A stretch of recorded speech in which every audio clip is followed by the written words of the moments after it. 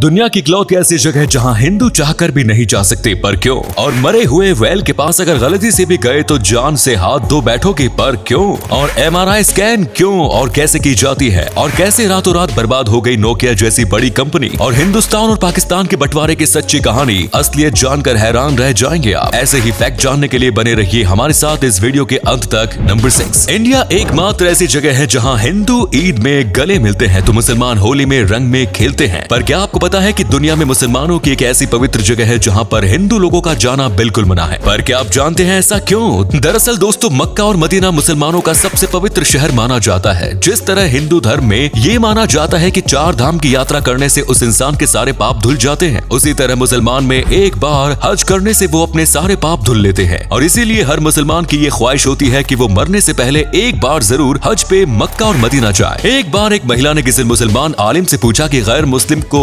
मक्का में जाना क्यों मना है? तो आलिम ने बहुत प्यारे तरीके से जवाब देते हुए कहा कि जिस तरह भारतीय नागरिक होने के बावजूद भारत के कुछ हिस्सों में हम नहीं जा सकते, खासकर उन जगहों पे जहां आर्मी की छावनी होती है, ऐसी जगहों पे बस जान लुटाने वाले लोग ही जा सकते हैं। ठीक इसी तरह मक्का में भी वही लोग जा सकते हैं जो इस्लाम के लिए अपनी जान की परवाह नहीं करते। पर तब क्या हो जब कोई नॉन मुस्लिम वो जबरदस्ती घुस जाए? दरअसल वहाँ जाने के लिए एक खास तरह के परमिट की जरूरत होती है, जिस बात का ये सबूत होता है कि वहाँ जा रहा व्यक्ति मुसलमान होता है। मान लीजिए इसके बावजूद अगर कोई चला जाए तो उसके ऊपर जुर्माना लगाया जाता है या फिर उसे देश से बाहर निकाल दिया जाता है। Number 5, MRI scan. बहुत सी लोग इसे करने के लिए हजारों रुपए देते हैं, पर उन्हें सही से पता नहीं होता कि आखिर MRI स्कैन होता क्या है, इसे इस्तेमाल कैसे किया जाता है और इसे करने के पीछे आखिर क्या वजह होती है। MRI एक ऐसा टेस्ट होता है जिससे बॉडी के अंदरूनी हिस्सों में हुई परेशानियों के बारे में पता लगाया जाता है। और इतना ही नहीं बल्कि ये भी पता लगाया जाता है कि जो दवाएं मरीज को दी जा रही है उससे फायदा हो भी रहा है या नहीं। दोस्तों, MRI एक्सरे और CT स्कैन से बिल्कुल अलग होता है, क्योंकि MRI में रेडिएशन जैसी खतरनाक चीजों का इस्तेमाल किया जाता है। अब आपके मन में ये सवाल जरूर आ रहा होगा कि आखिर इसे किया कैसे जाता है। डॉक्टर्स MRI करने से पहले पेशेंट के पास मौजूद अंगूठी, चश्मा, घड़ी, बेल्ट या कड़ा जैसी सारी चीजों को निकाल कर रखवा देते हैं। इसके अलावा उनके सारे कपड़ों को निकाल कर उन्हें बस सफेद या नीले रंग का कपड़ा पहना दिया जाता है। इसके बाद उस पेशेंट को मशीन के अंदर भेज के उसकी दिक्कतों के बारे में पता करते हैं। तो उम्मीद करते हैं कि आपको समझ में आ गया होगा कि MRI होता क्या है। नंबर 4, दोस्तों, दुनिया में बहुत से ऐसे जीव हैं जो जिंदा रहते हुए हमें उतनी हानि नहीं पहुंचाते, लेकिन मरने के बाद कहर ढाते हैं, जिसका सबसे बड़ा उदाहरण है ब्लू व्हेल। दोस्तों, जब भी कोई व्हेल मरी पड़ी होती है तो उसके पास कभी भूल के भी मत जाइएगा, क्योंकि ऐसा करना मौत को दावत देने जैसा है। दरअसल व्हेल के मरने से उसमें एक विस्फोट होता है। ये विस्फोट 70 किलोमीटर प्रति घंटे की रफ्तार से व्हेल के अंदर मौजूद माल को बाहर निकालता है। ये माल अपनी रफ्तार से किसी भी इंसान को बड़े आसानी से जान से मार सकता है। अब आप ये सोचेंगे कि आखिर ये विस्फोट होता क्यों है? जब भी कोई व्हेल मरती है तो उसका खून बहना बंद हो जाता है और सांस लेना भी बंद हो जाता है। ऐसा होने की वजह से व्हेल में मौजूद भारी मात्रा में गैस, गंदगी, बैक्टीरिया और कुछ फ्लूइड मिलकर एक तेजाब बनाती है, जिसकी वजह से व्हेल की त्वचा भी कमजोर हो जाती है। और एक टाइम ऐसा आता है जिसके बाद गैस की मात्रा इतनी ज्यादा होती है कि उसका मुंह या नाक के रास्ते निकलना आसान नहीं होता, और इसी वजह से उसके बदन में एक विस्फोट होता है, जिससे व्हेल के अंदर की सारी गंदगी और गैस बाहर निकलती है। नंबर 3, दोस्तों, एक समय था जब सबकी जुबान पे बस एक ही फोन का नाम रहता था और वो था नोकिया। एक समय था जब नोकिया ने भारतीय बाजार पर 70% कब्जा कर रखा था।